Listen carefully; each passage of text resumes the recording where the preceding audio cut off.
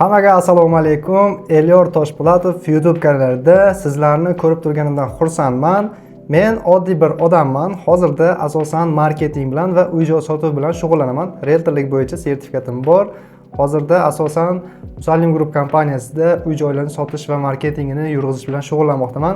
Bugun sizlarga qanaqa qilib muvaffaqiyatga erishish va maqsadlarga tez erishish, hayotingizni yaxshi tarafga o'zgartirishi siri aslida nima ekanligini sizlarga o'zimning shaxsiy fikrimni va yaqindagina o'zim ham buni bilib olganimni sizlar bilan bo'lishmoqchiman. Men hech qanaqa motivator emasman yoki buyuk inson emasman. Shunchaki o'zimni bilgan yaxshi fikrlarim bilan bo'lishmoqchiman. Agarda foydali bo'lsa, like bosib, kommentariy yozib qoldirsa, foydali bo'lmasa, bemalol boshqa videoga olib, keyingi videoni ko'rishlaring mumkin. Xo'p, bugungi mavzuyimiz aynan shu. Ko'pchilik muvaffaqiyatga erishish uchun yoki hayotini o'zgartirish uchun ko'plab kitoblar o'qiydi. Boy insonlarning shaxsiy hayotini kitobini o'qiydi. Misol uchun boy insonlarning kitobini o'qiymiz. Har xil kitoblar yoki YouTubedan har xil roliklar ko'ramiz, motivatsiyamiz oshadi, dopamin oshadi, lekin hayotimiz o'zgarmaydi. Buni sababini bugun ko'rib chiqamiz. Men sizlarga buni siri, hayotingizni o'zgartirish siri juda ham osonligini va oddiyligini, lekin bu amalda qilish juda ham qiyinligini aytib o'tmoqchiman. Xo'p, birinchi bo'lib hayotingizni o'zgartirish siri bu siz o'ylagandek murakkab emas. To'g'ri murakkab emas, lekin juda ham qiyin. Xo'p, juda ham ko'pchiligimiz bilamiz, bolaligimizdan bu narsani bizga aslida singdirib kelishgan. Ya'ni bizga nimani hayotda yaxshi yashash sirini bolaligimizdan bizga singdirib kelishgan, ya'ni ongimizga turib kelishgan. Kim? Aynan ota-onalarimiz, yaqinlarimiz, bobolarimiz aynan qanday qilib yoshligimizda biron bir ishni noto'g'ri qilsak, bunday qilma, bu noto'g'ri, bunday qilgin bu to'g'ri, bunday qilmagin bu gunoh bo'ladi, mana bunday qilgin bu savob bo'ladi deb bizni to hozirgacha nafaqat yaqinlarimiz, balki kinolarda ham ko'rgansiz, nima yaxshi, nima yomon, nima qilsa savob bo'ladi, nima qilsa gunoh bo'ladi, hammasini bilib kelganmiz. Aynan mana shu misollar bizni sirimiz bo'ladi, ya'ni hayotimizni o'zgartirishga. Biz barcha biladigan yaxshi narsalarimizga amal qilmaymiz. Ya'ni oddiy misolda keltiraman. Telefonda ko'p Instagramda o'tirish yoki o'yin o'ynash bu zararligini bilamiz.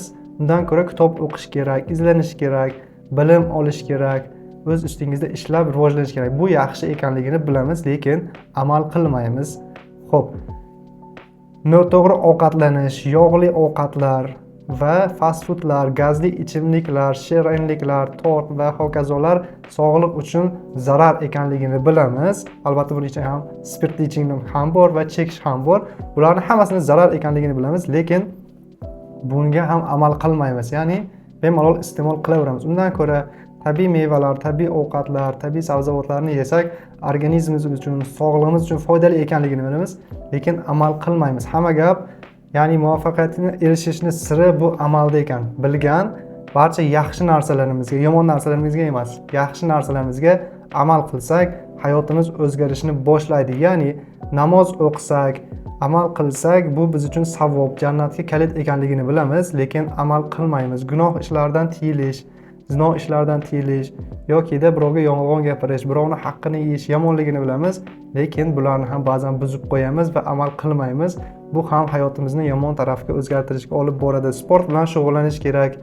Xo'p, sport zaliga borish kerak, suzishga, yugurishga, hamma sport bilan eng oddiysini olib hech bo'lmasa shug'ullanish kerak. Bu biz uchun foydali ekanligimizni bilamiz, lekin amal qilmaymiz. Kuni bo'yi misol uchun telefon o'ynab o'tirasiz yoki divanda. Hozir mana shu videoni ham ko'rib o'tiribsiz. Vaqtim yo'q deysiz, misol uchun sport zaliga borish uchun ishim ko'p deysiz, lekin telefoningizdan nastroykasiga kirib ko'rishingiz mumkin, qancha vaqt o'tkazyapsiz. Kamida bilaman 2 yoki 4 soat vaqtingiz Instagramda yoki telefonda o'tib ketadi. Mana shu narsalarni barchasini siz bilasiz. Ya'ni hayotingizni o'zgartirish uchun avvalo o'zingizni o'zgartirish kerak ekanligini hammamiz bilamiz. Ya'ni siz ham bilasiz, lekin amal qilmaysiz. Aynan siri mana shunda bo'ladi.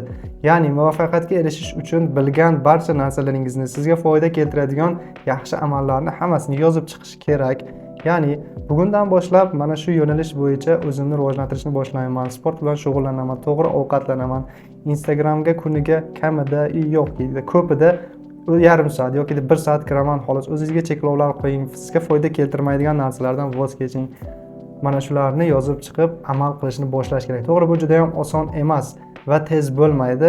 Kamida 1 yil talab qilinadi. 1 yil juda ham qiyin kechadi, oson bo'lmaydi, lekin bu juda ham oddiy narsalar. Mana shu narsalardan boshlasangiz hozirdanoq hayotingiz sizga aniq 100% javob beraman, 360 gradus yaxshi tomonga o'zgaradi. Bu juda ham oddiy narsalar, lekin amal qilish juda ham qiyin. Ya'ni disiplina, o'zbek tilida intizom deyiladi. Intizomga amal qilgan holda hammasini bajarish kerak. O'zingizga jadval qo'yishingiz kerak. Kundalik hayotingizni yurgizish uchun yoki daftar qo'yish yoki eng ko'p narsa telefonda ishlatasiz. Telefoningizga zametkasiga yozib borishingiz kerak. Ertangi kuningizni bugun kechqurun yozishingiz kerak. Har kun kechqurun o'tirib, ertalab mana bu ishni qilaman, obedda mana bu ishni qilaman, soat mana shu 3 ta mana shu ishni qilaman, 5 ta mana shu ishni qilaman, kechki payt sportga boraman. Hammasini kundalik vaqtingizni yozib chiqib, yaxshi amallarni albatta ertalabdan turib o'ylanib o'tirmaysiz. Bugun nima qilsam ekan, nima ish qilsam ekan, nima qilmoqchi edim deb o'ylab vaqtingiz ketmaydi. Shunchaki jadvalni ochasiz. Ha, mana bu ishni qilishim kerak ekan. Etapma-etap, bosqichma-bosqich, ya'ni hamma ishlaringizni amalga oshirasiz va kechqurun o'tirib tahlil qilasiz. Bugun nima ishlar qildim, nima yaxshi ishlar qildim. Hayotimni o'zgarishiga sababchi bo'ladigan 1% atiga yaxshi ish har kuni qilsangiz 365 kun, 1 yilda 365 marta foizga o'zgaradi. Ya'ni 100% emas, 365% ga siz rivojlanasiz. Har kuni hayotingizni yaxshilash sari 1% atiga yetarli siz uchun va bu ko'p emas, qiyin ham emas. Har kuni kechqurun jadvalni ochib ko'rasiz. Ha, mana bu ishlarni qilibman. Demak, men bugunimni foydali o'tkazibman deb o'zingizni ham ruhiyatingiz ko'tariladi. Menda shunaqa bo'ladi albatta. Va kechqurun ishlaringizni bajarib bo'lgandan keyin ertangi kun uchun yana jadval tuzib chiqasiz, rejalarni qilasiz, nima qilish. Va bu har kunlikni emas, oylikni ham yozib chiqishingiz kerak. Ya'ni bu oy aniq nimalar qilishim kerak, keyingi oy nimalar qilishim kerak, bu yil oxirigacha nima qilishim kerak, hammasini yozib chiqib, ularni keyin bo'lib chiqasiz. Haftasiga, kuniga hammasini yozib chiqsangiz, sizni 1 yillik planingiz tayyor bo'ladi. Faqatgina bularni intizom bilan qattiq turib amalga oshirish kerak. Sababi intizom juda ham qiyin narsa. Agarda siz o'zingizni boshqara olsangiz, aniq o'zingizni o'zgartirib olasiz. Bu hammasi juda ham oddiy, lekin juda ham amalga oshirish qiyin, bilaman. Shuning uchun men o'zimni tajribamdan kelib chiqib aytaman. Menda ham yaqinda shuni boshladim. Xo'p, jadval yuritishni, hayotimni yaxshi tarafga o'zgartirishni boshladim. Oldinlari Instagramda kuniga 4-5 soatdan o'tirardim. Sababi Instagramda blog yurgizaman. Shuning uchun g'oya qidirish uchun juda ham ko'p o'tirardim, vaqtim ketib qolardi. Endi kuniga 1 soatga o'tkazishga harakat qilyapman. Ozdan kitob o'qiyman, ingliz tilini o'qishni boshladim, ya'ni o'rganishni. O'zi avvaldan boshlang'ich bilimim bor edi, lekin kuchaytirishni boshladim. Marketing bo'yicha ko'plab bilimlarni, yangi bilimlarni olishni o'zimga maqsad qildim. Har kun kechqurun o'tirib, bugun nima qildim, nima foydali ish qildim, hammasini ko'rib chiqaman. Ertangi kunim uchun nima qilaman, hammasini ko'rib chiqishim shart. Aynan mana shuni ham sizga maslahat beraman. Bu hech qanday motivatsiya emas, o'zingiz yoki motivatsiya deb olishingiz mumkin. Aniq bilaman, agarda divanda o'tirib yoki yotib olib ushbu videoni ko'rayotgan bo'lsangiz, yana aytishingiz mumkin, sen ham oddiy motivator ekansan, sendan ham foyda yo'q. Tuzukroq maslahat bersang bo'lmaydimi? Yoki chala motivator ekansan, yangi chiqqan motivator deyishingiz mumkin. O'zingiz bilasiz, yana agar shunday deb o'ylayotgan bo'lsangiz, hech qanday harakat qilmasangiz, yana yotishni davom ettirishingiz mumkin. Keyingi videolarni ko'rib yoki bironta kino ko'rib yotishingiz mumkin. Sizni hech kim majburlash shart emas. Shunchaki o'z fikrlarimni aytdim. Agarda o'ylab ko'ring, mana shu barcha yaxshi narsalarni o'zingiz bilasiz. Ya'ni siz uchun nima zarar, nima yomonligini bilasiz. Shunchaki amal qilmaysiz. Bo'laveradi, nima ham bo'lardi deb. Shuni yaxshi narsalarni qilishga harakat qilib ko'ring. Ozmuncha hayotingiz o'zgarganini ko'rasiz va shuni davomiy qiling. Hayotingiz to'la-to'kis o'zgarganini ko'rasiz. Aniq foyda beradi. Xo'p, agarda gapim to'g'ri bo'lsa va sizga foydali bo'lgan bo'lsa, kommentariyaga fikringizni yozib qoldiring va videoga like bosing va mana shunaqa foydali videolarni va ko'chmas mulk haqida, biznes haqida o'z shaxsiy fikrlarimni aytib boraman, ya'ni yaxshi fikrlarimni. Agarda sizga yana foydali bo'ladigan bo'lsa, meni yo'qotib qo'ymaslik uchun albatta obuna bo'lib qo'ying. Bu menga foydali. Sababi obunachilar ko'paygan sari, videoyimga likelar ko'paygan sari men sizlarga yaxshi videolarga qo'yib borishga harakat qilaman. Nimaga? Agarda bu videom prosmotr kam bo'lsa, like kam bo'lsa, kommentariy kam bo'lsa, menda motivatsiya tushib borishi mumkin va video qo'yishim kam bo'lishi mumkin. Nima uchun? nima foydasi bor, baribir hech kim ko'rmayapti degan maqsadda qo'ymasligim mumkin, lekin men ham shuni maqsad qilib qo'ydim, ya'ni intizom bilan har hafta yakshanba kuni yangi video chiqaraman. Nima bo'lishidan qat'iy nazar, hech kim ko'rmasa ham muntazam qo'yib borishga harakat qilaman. Shuning uchun qo'llab-quvvatlashingizni so'rab qolaman. Va aynan shu gap esingizdan chiqmasin. Bugunoq barcha biladigan yaxshi narsalaringizni, o'zingizga foyda keltiradigan narsalaringizni yozib chiqing va shularni bajarishga harakat qiling. Esingizdan chiqmasin va obuna bo'lib qo'ying. Bugungi mavzumiz shu. Qo'ldan kelgancha ma'lumot berishga harakat qildim. Sababi bu birinchi videoyim bo'ladi. Biroz atmosfera, yorug'liklar yokida kamera oddiy telefonda olinyapti. Kачествоsi yaxshi bo'lmasa, ovoz yaxshi bo'lmasa, uzr so'rayman. Sababi hali YouTube'da tajribam ko'p emas. YouTube'da endi birinchi videolarim bo'ladi. Lekin Instagram'da deyarli 2 yilga yaqin blog yuritaman. Unga Instagram'da ancha bilimlarim yetarli.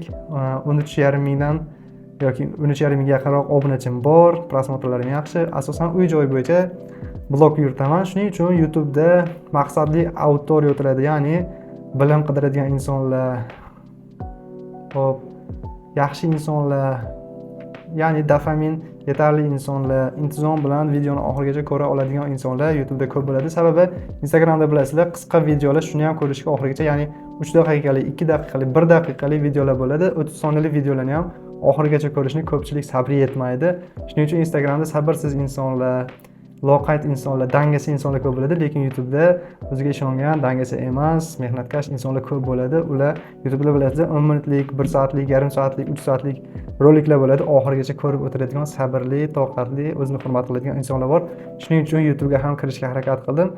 Qo'llab-quvvatlab tursalaring, bundan buyog'iga o'zimning fikrlarimni, shaxsiy hayotimdagi tajribamdan o'tgan foydali maslahatlarni berib borardim. Aniq bilaman, junaqa maslahatlar, foydali narsalar menda juda ham ko'p. Faqatgina bularni sizlarga video qilib borishim uchun menga ozgina yordamlaring, shu like bosib, podдержка qilib tursanglar bo'ldi. Kattakon rahmat e'tiboringlar uchun. Albatta oxirigacha ko'rgan bo'lsangiz, sizdan juda ham minnatdorman va sizdan shuncha vaqtingizni olganim uchun xursandman. Ya'ni rahmat sizga vaqtingizni ajratganingiz uchun. Kattakon sog' bo'linglar. Keyingi yakshanba kuni Xudo xolasa yangi video chiqadi, kuzatib turinglar.